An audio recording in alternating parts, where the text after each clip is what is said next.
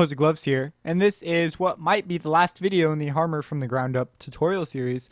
And today we're going to be talking about the Advanced tab. We've literally talked about everything else. So congratulations on getting to this video. There may be more in-depth stuff, and on this video, there's not a ton of stuff that's like super mega important to talk about back here. Sort of just nice to know knowledge. And there are some knobs that I actually don't know what they do at all. But I can hazard a guess. But most of the stuff's pretty straightforward. We have a delay, and one direction on the delay is in milliseconds. The other way is in bars, according to your tempo.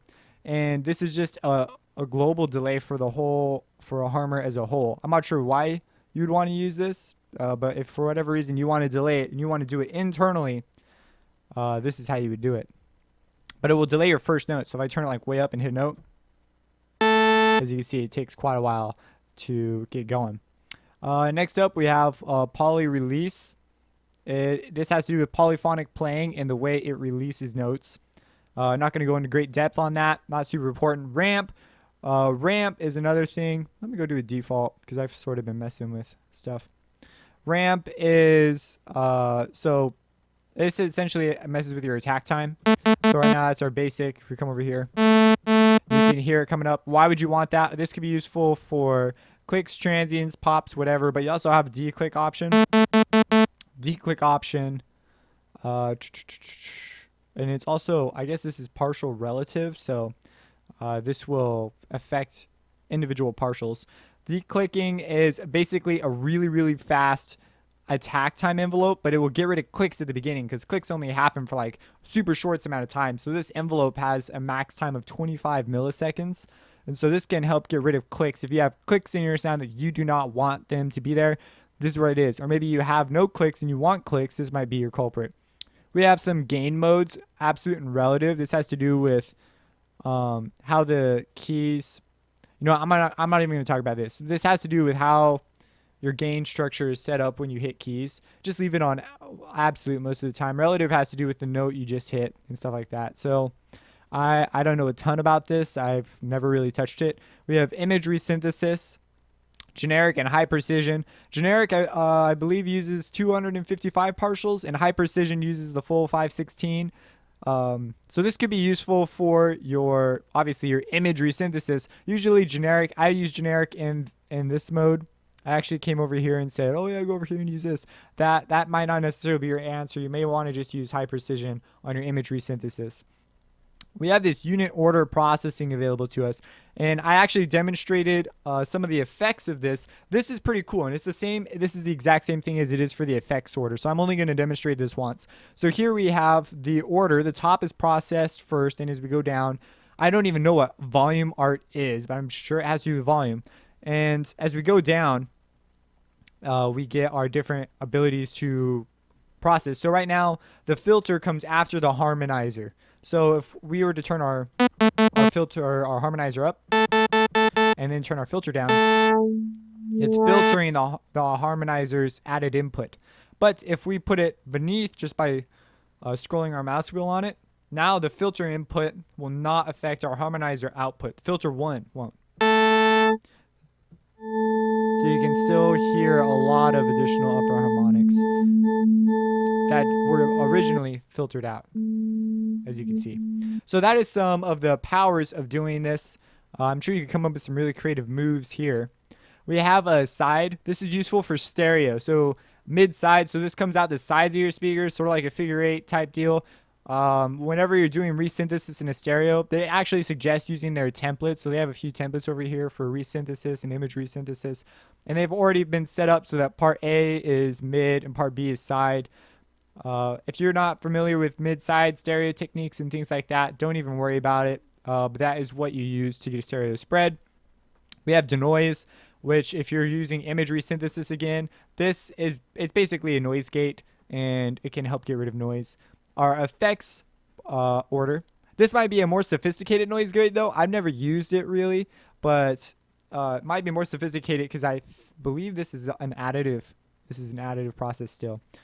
So we have that invert ARP and smooth mod. You got me. I don't know what it does, but it does not have to do with the MIDI effects in FL because this is a VST version. So it has to do something with if you were to create a sequence using an envelope, then I'm sure invert art would just invert what you did. And smooth mod, I don't know, maybe it smooths out transients. Like these are things that you have so much control over in the envelopes that I generally don't need to come over here. But I guess you could automate it and do that, and that would be a kind of a cool creative move you could do. We have our monophonic options. This is very common in a lot of synthesis. We have release all, kill all, and same all. So when we're playing in monophonic, which would be you can only hit one note at a time, like for example in legato mode, this will tell it when we hit keys what keys to kill and how to kill the notes. So like kill same is when we repeatedly hit notes, but that would be the same anyways in legato mode. Kill all and release all. They're just different ways of notes interacting with each other. Especially if you've limited your range, I believe this will come more into play. So if you put up a limit in your global setting, I believe monophonic will start playing some more advanced roles. But again, this is something I've like never touched. We have randomness, which is a per voice setting.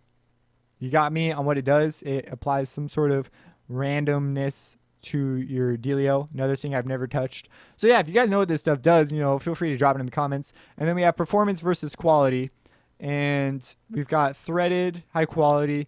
Some of these things they don't even bother to explain really in the manual, like auto gain mode. Like they don't even explain that. I'm sure I'm gonna read somewhere as I move along though what this is, and like I'm gonna be like, oh. So we have performance versus quality down here. We have threaded and unthreaded. This has to do with if you have a multi-core CPU, this may improve your performance. It actually may not. It just depends on your computer. So that's something you should be aware of. High quality rendering. So basically when you render it out, even if you're working at a lower setting to save CPU for compositional or production standpoints, because your computer can't handle it, you can hit high quality rendering and it will render out at the highest quality. So you don't have to sacrifice CPU while creating. Another thing, you have precision. So you have partial count, the amount of partials that you're using. You have safety, which is basically the upper limit of the overtones. And you have grain, just the resolution, I believe. And now some of this stuff, I'm not 100% sure on what grain is. And then we have precision. We have perfect, high, and average. And their descriptions are pretty funny in the manual. I recommend you go read them. If anything, they just say that like the higher up you go, the more CPU is going to take a crap ton. Like right now we're on average, and our CPU is 4 for this note. If we go up to perfect, ooh, we get one more. But I'm sure it gets much worse when we play chords and take this off. And let's turn that off. So we get 7. We'll do average. You get 5.